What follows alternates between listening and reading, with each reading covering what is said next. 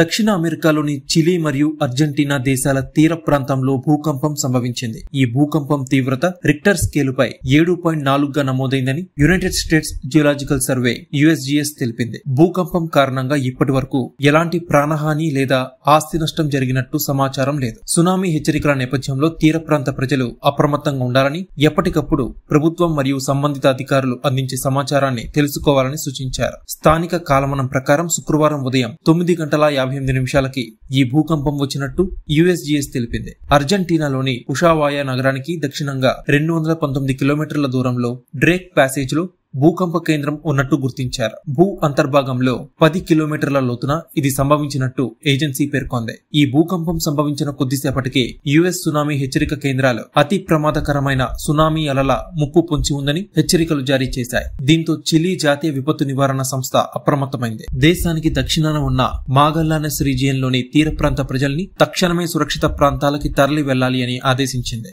ముఖ్యంగా strait of మెగ్గాలాన్ తీర ప్రాంతాన్ని పూర్తిగా ఖాళీ చేయాలని సూచించింది. రాబోయే కొన్ని గంటల్లో అంటార్కిటికాలోని స్థావరాలు, చిలీ దక్షిణ తీర నగరాల్ని అలలు తాకే అవకాశం ఉందని Chile hydrographic and oceanographic service అంచనా వేసింది.